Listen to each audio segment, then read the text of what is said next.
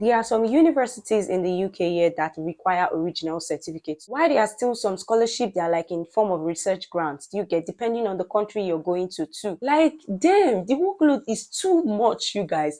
You're writing essay today, you're writing assignment tomorrow. Like, it's 80 that is A. Are you cheating me?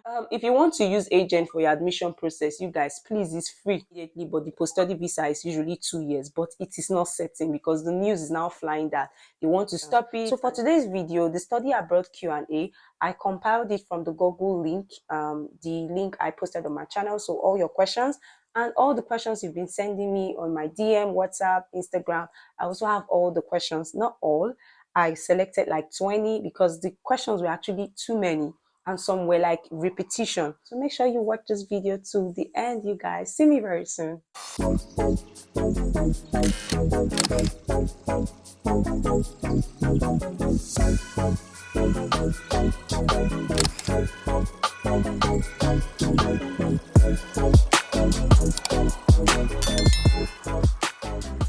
Hey guys, I'm excited to welcome you to another of my video. If you're just seeing me for the first time, my name is Jemima Chuku, and on this channel I actually share lifestyle vlogs, I share NYSC tips, I share study abroad tips, I share anatomy lessons, I share educational videos and lots more on this channel. So make sure you subscribe to this channel and watch this video to the end. So without further ado, I'll go straight to the first question. So the first question is, do I need my original certificate to apply to study?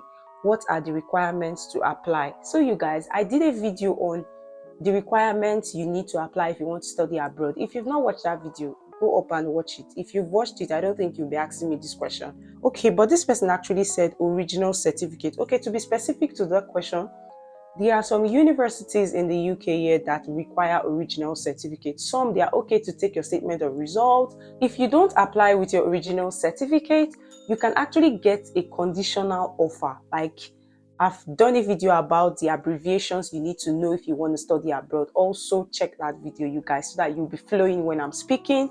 So if you just apply without your original certificate, you are likely to get a conditional offer, but you need to provide your original certificate to get an unconditional offer. So the second question, are there scholarships one can apply to study? Okay, so there are a lot of scholarships, but I will have to answer this in a kind of categorized way. So there's scholarship from external bodies like Chevening, Commonwealth, Developing Solutions. These are like Erasmus Mundus scholarship. These scholarships are like from external bodies. Why there are some scholarship that is from the university itself, like the university offers this scholarship either like a discount or partial funding. So you need to check out what you're looking for. Why there are still some scholarship that are like in form of research grants, you get depending on the country you're going to too. Because I know you see more of scholarship in the US and Canada, do you get? But for the UK, it's mainly external funding, and it's difficult to get into the Chevening, Commonwealth, Erasmus Mundus. So you need to really check if you want to put all your eggs in one basket. But if you don't want to put all your eggs in one basket, you can consider the scholarship from the university themselves. Now, what you will now check is if they give you this tuition discount, will you be able to pay the balance fee? So there are scholarships, you just use your Google and check. So the third question is school fees inclusive of research and accommodation?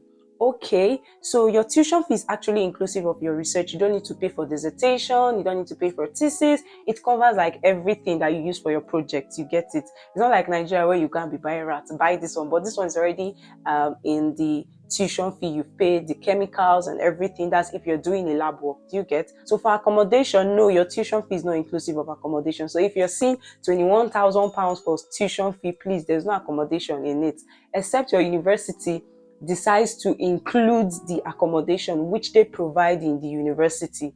And university accommodation is quite expensive, unlike in Nigeria where university accommodation is lower than private accommodation. It's kind of different here. Private accommodations are kind of cheaper than the main university accommodation. You get that? Okay. So the next question is learning easy? What is the workload like? How is assessment like? Good. This question, when I saw this question, like this question of me, you see that thing they used to tell you in Nigeria that hey, so far you school for Nigeria, if you go to the UK, it will be easy for you. See, remove that mindset, because in this place, it's like extra. It's like you're doing times 3 of what you did in Nigeria. Like, damn, the workload is too much, you guys. You're writing essay today, you're writing assignment tomorrow, the next time you're submitting something, and they all have like deadlines for you to do all these things. You guys, it is too much. How these people used to get distinction is not what I don't think it's easy. Like, it is extra hard work. Do you understand? So please, the workload is very tedious, like difficult. Let me not scare you. It's possible, but it's like extra hard work, like extra. People don't tell you this, people that school abroad, but it's the truth, because it's a different kind of assessment, you guys. Like, assess that's what this person asked me. Good, the assessment is different. Unlike in Nigeria where 70 is A, it's not like that here. Like, it's 80 that is A. Are you cheating me? How? Like 80 over 100, like, it's not easy, you guys. And that A is even A5, not even A1. So you see that you're coming to a new, different environment. The workload and assessment is different, you guys. Before I start ranting and tell you how I feel, but that's the truth. So it's not easy. Even your 60 you get in Nigeria is actually C or D years, so it's not funny. So that's that. The next question: can you work and study in the UK? Is it easy getting jobs? Okay, so depending on the location, I know in London it's quite easy to get jobs in the England and all those places that are kind of open. But in Scotland, it is kind of difficult, but it's possible to get jobs. Like, but it's just that you won't get job in something that is like your what you studied in undergrad. It's just like normal care jobs, cleaning jobs, domestic jobs, manufacturing jobs, warehouse jobs. Those are the kind of jobs you see, and you get them quite well. That's if you expose yourself to people and you hear what people have to say about the place you go to. So there are jobs and you can work and study, but it's 20 hours per week for UK. I don't know what the US or Canada is like, but for the UK, you can work only 20 hours per week in term time. So in holiday, you can work more than 20 hours. So that's how it works. So the next question: does Canada give post-study visa? Okay, I remember when I was doing my research then, Canada, they actually give post-study visa, but you need to apply like 180 days after your course ends. Yeah, I remember 180 days after your course ends. But I don't know if it is for 2 years or 3 years. I don't know how many years. Like the UK, that is 2 years. News have even started going around that they want to even cancel the post-study visa. So you guys, please do research. One thing I want to say, like the overall of all these things is, if you have plans to come to the UK, make sure you are updated with the research. Like, keep researching, get the latest news and what's happening. So that's that. The next question, the seventh question: must you have a laptop? Okay, coming to the UK, it's not compulsory to have a laptop. The university actually has a library where you see good laptops. Everything is fast, speed, high. Everything is just like cool. It's just that you will need to be going to the library every time. And some universities actually give like laptops to students for the period of their study, like the duration of their study. You're given a laptop, then when you finish, you come and return it. And for masters and PhD too, you just have to go to your inquiry center and make inquiries. You can actually send them an email from Nigeria here if you want to be sure. But I know for PhD, most universities, they give you a laptop. I remember there was a video that Annette shared on YouTube here. I'll link that video up there. Annette is my friend from Uganda, and I think we'll bring her to this channel to say something about Commonwealth Scholarship, because she's a 2-time Commonwealth scholar. Annette, shout out to you, girl. Okay, so she actually got a laptop from the University of Manchester for her study for like 4 years. So when she's done, she returns it to the university. So if you think I'm not saying something that is right, you can actually go and watch her video. I've linked that up there. So that's about that. The next question: does the school fees include conference fee? Okay, so you need to check that with your university. Send an email to them and ask this question. But for my course, I know it's inclusive of just one conference. So the university actually paid for the SHREG, as the Scottish Human Embryology. I don't know the full name, but we are actually sponsored to attend just one conference. So check with your university. The next question is, that's the ninth question: must you study the same course you did in your undergrad? No, please, you must not. But it's advisable that it is related. Like, say you studied agriculture in your undergrad, you shouldn't be doing agriculture masters except you want to maybe go into teaching. But you can do something like forest or conservation management. You can do something that is related, you get, but it mustn't carry that same title of your undergrad. Okay, so I'm sure you understand that. Okay, so the next question is, How much will it cost to self-fund one study? This question, if I want to talk about this question, this video might just be so long. So I think I'll be dropping it on the screen. As you can see, it depends. So if you're studying outside London and if you're studying in London, you have to pay a different maintenance fee. I've actually done a video about POF, that's proof of fund. So make sure you check that video up there. It's easy. I really explained about POF. Do you get? So, but briefly, what it costs is you're going to pay for your TB test, which is about 57,000. You're going to pay for your flight fee. Put that in mind. You're going to pay for your visa. You're going to pay for IHS fee. If you want to use priority visa, you pay more. You're also going to pay for your course, that's your tuition deposit. So depending on your school, you need to check that. You're also going to add accommodation fee to it. When you're looking at for accommodation, you need to be careful. Well, this will be in another video. I want to show you how to search for accommodations and how to do that without getting a guarantor. A lot of things on this channel, you guys. Make sure you're subscribed to this channel. So that's that about how much it costs. That's the rough estimate. The next question is it possible to switch visa? Yes, it is possible during your Tier 4 visa, because when you're a student, what they call that is the Tier 4 visa, which is a student visa. So you can actually switch to the Tier 2 visa, which is mainly easier if you're looking towards care jobs. Do you get? Okay, so that's that. You can switch. The next question, when do I apply for admissions? Okay, so this is January. For me, I like doing my things very early. So I think I applied for admission in September, like the September before the September I was supposed to resume. So this is the perfect time. January, February, March, September that has passed, October, November. So if you're starting, let's say 2025, you need to start applying from 2024. It's just like Nigeria, where you have a process where you take JAM and all those stuff. You wait for your name, you do this, blah, blah, blah. So it's like that. So it usually takes 1 year backwards. You get? And you need to check when your university is resuming. You need to check the timeline, because some universities, I know Coventry, they start around May. They have May start, they have January start, they have September start. So there are different times where courses start. You need to check that. I know for Australia, they start in February, March. So you need to check the country you're going to when they actually start the section. You need to check that. The next question is, why did I choose UK? What about US and Canada? Oh, well, this is a personal question. I think I would have pulled this out to the personal question vlog, because I'm actually going to do more vlogs about Q&A. So why I chose the UK is because of my course. The course I wanted to do, I couldn't find it in US and Canada. I think of recent anyways, US, sorry, they've started the course. I think US or US or Canada, I think one of them now does the course. It was difficult to find that course, and it was difficult to find the exact combination of modules I'm offering now. In my course, we have a module of running a successful laboratory science. So it's like something that I really want to explore. So it was actually my course combination. And another thing that prompted me or inspired me to take this course in the UK is because of this place is like easy to get. It's easy to follow the application process, unlike in US and Canada. It's quite difficult. I mean, I don't have strength for that kind of emotional stress. So I just wanted something that is it's not going to stress me and to be easy. So that's basically, and the culture, I wanted to experience a new culture. And even if I go to US, I will also experience a new culture.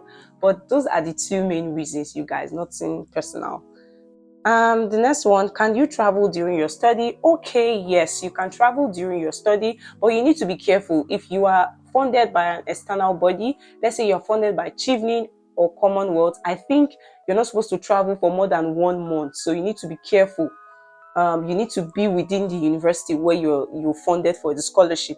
But if you are funded by yourself, like you're self-funded, you can actually travel, but you still need to be careful. Check with your university management postgraduate team, because I know in my university here, you're not supposed to travel during your thesis, even when thesis is very free and you can actually, even when thesis is free and you have spaces within, you're not supposed to be away for long during that period. So you need to be careful to check that. You get that? Okay, so that's about that. The next question is, can I do without reference letter? I didn't get a referee.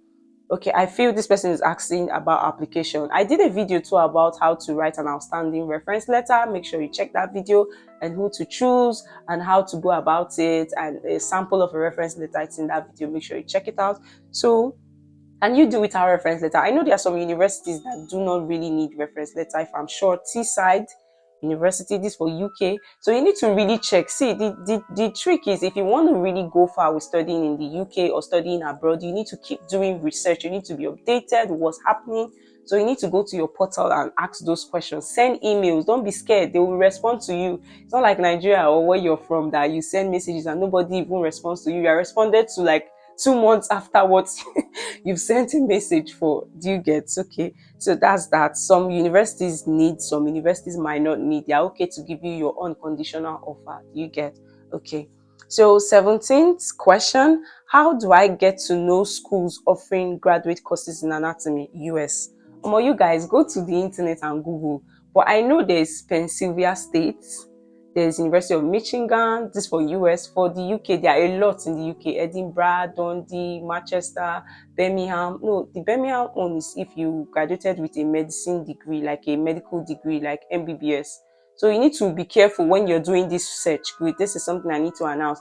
There's difference between intercalated degree and the normal degree. The intercalated degree is like a specialty for medical doctors, like those that are studying medicine. After their 3 years, then this is their 4th year for them to specialize and they want to go into clinical embryology. Do you get? So they open a different admission portal for that. So make sure it's not what you're applying for. Read the requirements and the eligibility for the course that you want to apply for before you delve into it. Do you get? Because I know for Edinburgh, they have human anatomy, they have clinical anatomy, they have anatomy with education. You need to check the modules and what they offer, if it really fits in.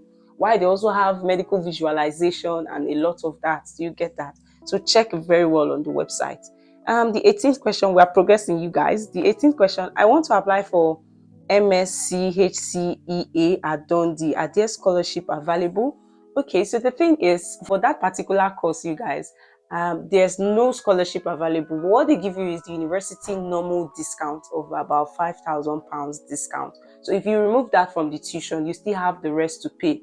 But you can get a scholarship for that course from an external body like Chevening and Commonwealth, but it's quite very, very difficult, you guys. The 19th question, do I know anything about British Red Cross? You guys, I don't know. I'm very sorry. I think you should still Google. I feel anything I want, I can always Google about the answer. So check the Google. I don't know. I'm very sorry.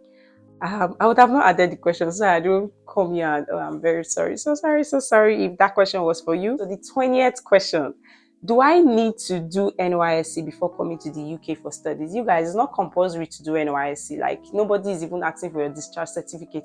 But be careful. If you're applying for some scholarship, they require the NYSC discharge certificate. Scholarship like Commonwealth, PTDF, they require that certificate. So be careful of what you're doing. So you don't say Jemima said on our channel that it's not compulsory. So please, you need to check this. But if you just want to say, okay, immediately after your studies, you just want to just go for your postgrad in the UK, you don't actually need to complete your NYSC. It's not necessary. So that's that, you guys. That's the end of the question. I'm sorry if your question was not included in these questions. It was because there were so many, and you can still, at this point, drop your question on the comment section. I'm actually going to respond to your question if it's not personal. But if it's personal, I don't think I'll be able to respond to the question. That's personal, I mean, towards me. You get it? Okay, so that's that. Anticipate other Q&A videos on this channel, and make sure you've gone to my channel, the community tab, to actually ask your question through the Google link. It's actually easier for me, or you can search me on Instagram. I can actually collate the questions too from that way. So you guys, I think that's the end of this video. Ooh. 20 questions all answered. It is not easy, you guys. It's not easy. It's not easy. It ain't easy. It ain't easy. It's not small thing we are doing here to learn all this pronunciation of words too. But I found out that if I actually do this and I come to my channel when the majority are Nigerians, will you even hear me, you guys? It ain't easy. Oh, you guys have a nice day. Bye. Make sure you subscribe to this channel, like this video, and actually share this video to those that you know will be needing this video. Thank you very much for watching up to this extent. See you next time. See you next time. Next time should be in 2 days. See you next time. Bye.